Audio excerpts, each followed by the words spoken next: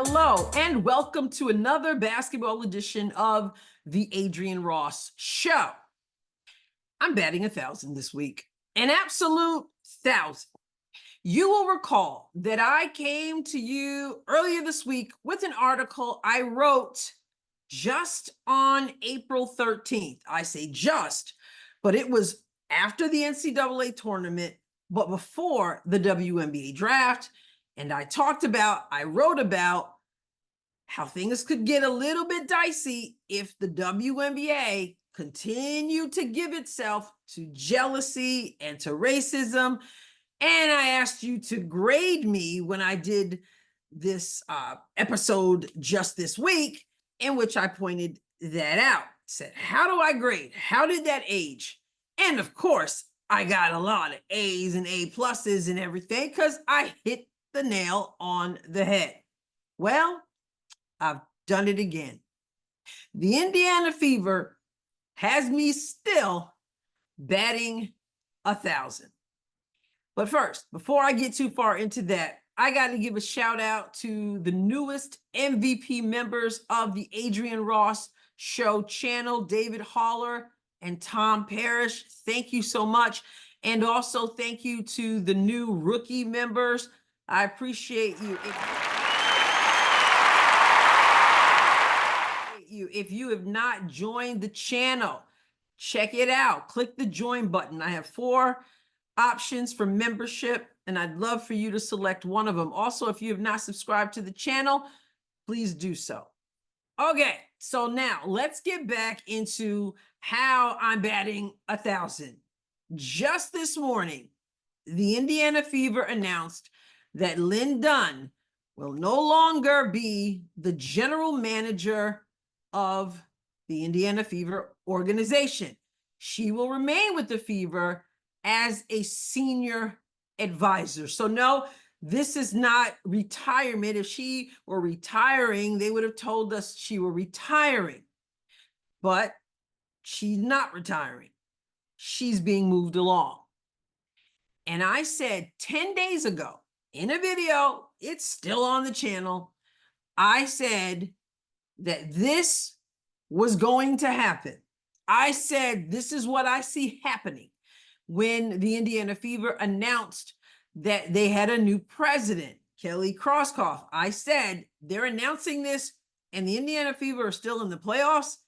Yeah, this indicates huge change. And I entitled that video, Caitlin Clark is here. So status quo has got to go. Why the Fever announced a new president now. The status quo has got to go. And I specifically said, well, I'll just show you a little bit of what I said. Now, news came out today that the Indiana Fever is making a major change at the top. The timing is rather interesting, isn't it? Let's take a look. The Indiana Fever now has a new president of basketball and business operations.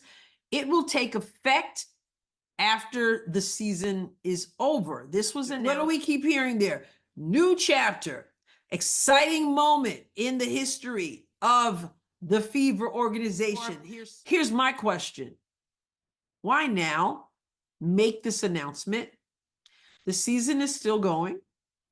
The Fever in the playoffs, down 1 game, and they're letting you know. We see that there's a need for change, just like you guys have been saying. You know there's a need for change. Lin Dunn, Christy Sides. Lin Dunn has let us know that she doesn't intend to part with Christy Sides. So in other words, she's not invested in this new generational talent, this exciting new chapter, the opportunities that the fans want and the fans deserve, and certainly Caitlin Clark and the rest of the players deserve. I don't know. My guess is that they're going to make some huge changes. The president is not coming in at this point, not being announced at this point, to come in so that they can go along with the status quo. She recognizes this is a critical moment. I just shared that with you. Her entire career has been about stepping into critical roles and providing unparalleled leadership, something the WNBA is seriously lacking and something the Indiana Fever is seriously lacking. They recognize, somebody says, this is a moment, and we've got a generational talent, and we've got a great second to Caitlin in Kelsey Mitchell, arguably the best backcourt in the WNBA. But when you look at just Caitlin Clark and what she represents, revenue as well as just talent, if you are used to stepping into critical roles and having this leadership behind you, you know that there is an opportunity here that is being squandered. So they're saying, we're just letting you guys know, no matter what happens on Wednesday, let me let you know. We see it, we know it, and we are ready to change it with leadership.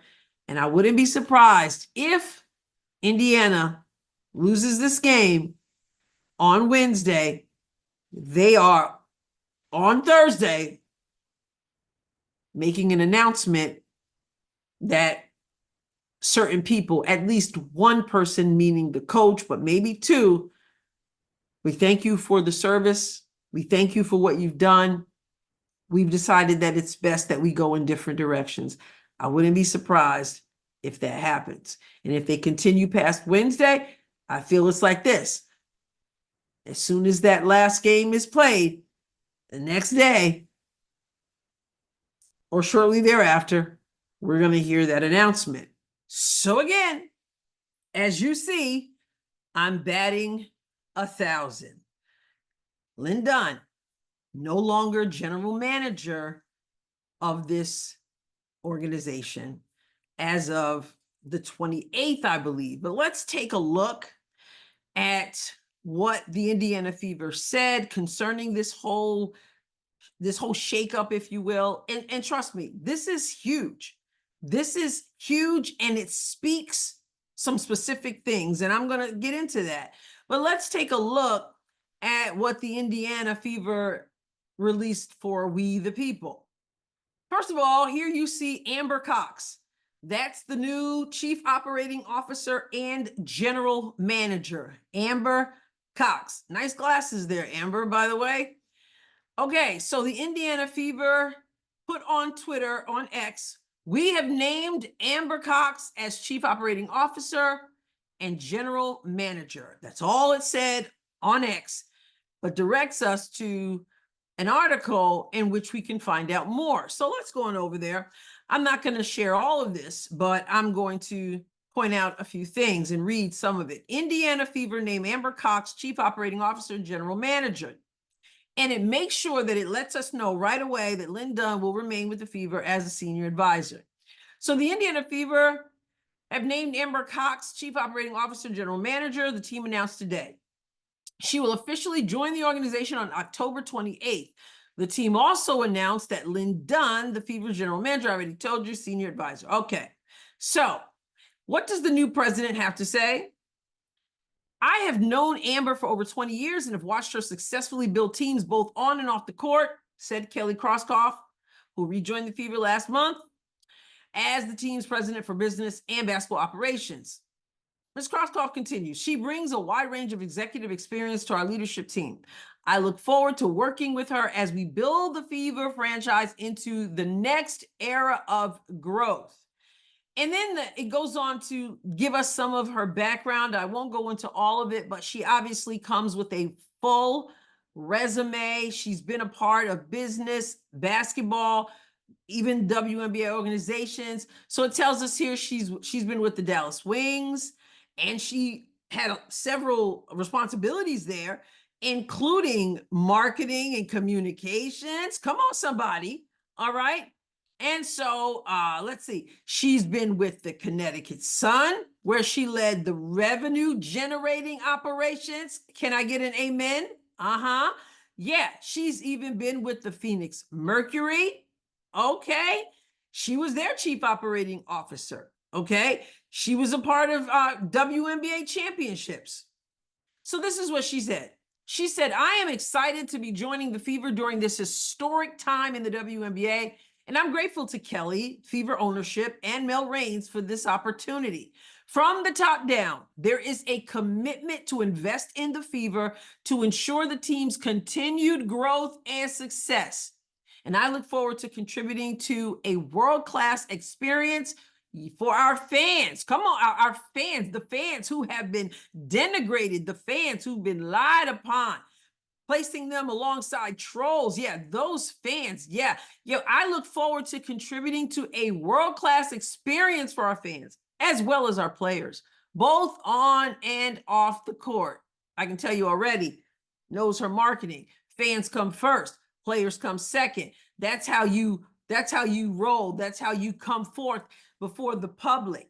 All right. So, and it talks about her being across the sports industry, involved in soccer as well, television deals, all this, a lot of stuff.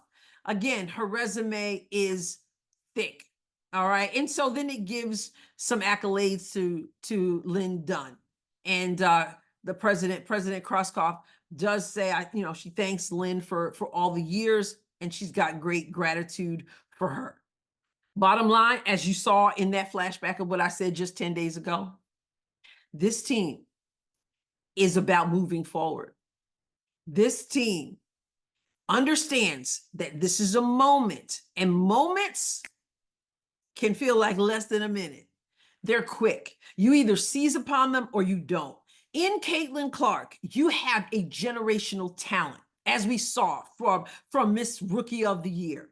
Okay, who, by the way, I saw on social media, she did receive her trophy. I don't know if they mailed it to her. I don't know if I don't know how it got here, and she got it. So congratulations once again to Caitlin Clark for that. But you've got this generational talent, and then you've got Kelsey Mitchell, which, if we can read between the lines of what she said on that video, congratulating Cece for Rookie of the Year, sound like she might be, closer to staying in Indiana than leaving. She said, I always, be in your backcourt, or however she phrased it to Caitlin Clark. But at this point, we've got Kelsey Mitchell and we've got Caitlin Clark as arguably the best backcourt in the WNBA. Then you've got Aaliyah Boston, who has obviously tremendous potential. And I believe if she works on her game in the offseason even more, becomes even more assertive, more aggressive, comes into the preseason in shape, my goodness, if you've got your Kelsey and your Caitlin and your Aaliyah, and then with free agency, I'm going to do something on that probably soon, but you've got some options going to come in. And you know what? They're looking to make this team a championship team. Why? Because you got Caitlin Clark, and you cannot squander the moment. And so when I say I'm batting 1,000, I'm not, applauding that Lin Dunn has lost the job she had. That's not it at all. What I'm saying is this is business. And in business, you have to make tough decisions. And you cannot let feelings at times, you don't want to do people dirty, right? But you cannot be stuck in a situation because of, well, we really like Lin Dunn, or we really like Christy Sides, or, you can't do that. And I think Lin Dunn, better than most people, understands that you've got to make some decisions. And if you feel like the pieces you have in the places you have them aren't working for the goal, which is always winning with integrity, then you've got to make some changes. The other part of that is I said that I believe that Christy Sides will go too. And I know some people don't believe that because they ended up 20-20 and she took them to the playoffs after all these years and all that. But I still believe that. And I'm batting 1,000. We'll see what happens. I think that they will announce that when they find someone to take her place, not before. I don't believe they're going to let her go and then say, we're looking for someone. I think when they've got this exchange, they'll make that announcement. Now, we'll see if I'm right about that. I do know this. It's, and you guys have told me this. You don't believe that Lin Dunn would have let Christy Sides go. And you know what? Now, she doesn't have to do that. She said, I've heard people say that she feels that Christy Sides is like a daughter to her. She's committed to her. Hard to do that, right? But if you step out of the way, or we help you out of the way, then we got somebody else who can come in and do that. Your hands are clean, you're good to go, and yet the organization can move forward. That's what it's all about. Basketball is a business, and you've got to be in the business of doing everything possible to win. And clearly, Lin Dunn, wonderful person, wonderful person, I'm sure. But Lin Dunn and Christy Sides just being on the outside looking in, and I'm sure I don't know anything as much about basketball as the new COO, right? I'm sure I don't know anywhere as much as the new CEO and general manager. But if I can see things and you can see things, she can see things. They can see that there's going to have to be change at the top. And here's another dynamic. What players might they be courting or want to court who may not want to come and play for Christy Sides, or may not want to come and be under Lin Dunn? Why? Because they're just mean? No, because they've seen the same thing we've seen. And they've heard their coaches talk about Christy Sides, talk about the general manager, Lin Dunn. They've seen it. They've heard it, no doubt. And maybe that's part of negotiations. I don't know how negotiations work, but if I'm going to come, I want every opportunity to be successful. And to do that, it's got to start at the top. So I'm not applauding or taking any pleasure in Lin Dunn being, displaced, but I'm saying basketball being basketball, business being business. I told you, when this new president came in and they announced it before the Indiana Fever were even done with the season, I said, this means growth and change, and you've got to be willing to do it. So, still batting 1,000. We'll find out what happens. Hey, guys, remember, if you've not subscribed to the channel, please do so. Also, we are having a live stream party tonight. We are celebrating Caitlin Clark as Rookie of the Year. So, as I put, it's already, the preview of it is already up on YouTube. It's already scheduled, the live stream. So come hang out with us. Like I said on the thumbnail there, bring some water or tea or cocoa or coffee or, juice or whatever. And, we're going to get in the chat. Some of you are going to raise your glass and you'll put your toast in there to CC and congratulate her. And we're just going to hang out for a little while by that time, because it's 8:15 Central. And if you're on Eastern, it's 9:15, and you can figure out the rest, right? But by that time, the Connecticut, Minnesota game will be over. And then the Las Vegas Aces versus New York Liberty game will be about to start. So I'm not calling that game or anything like that. I'll probably turn it on, but I want to hang out with you guys. And I want to have us a party like communities do. So come and invite a friend, and make sure you bring something so you can raise your glass with us and we can toast. Hey, I might even bring some cake up in here, because remember, I had a birthday a week ago today, wearing one of the shirts I got. Yeah. See that? Wearing that right here from my sister. I'm even wearing my socks, my CC socks, because that was another birthday present. But I might have some cake, leftover cake. I might bring that to the party. We'll see, but I want you there. All right. God bless you abundantly. I'll catch you next time, God willing. Batting 1,000.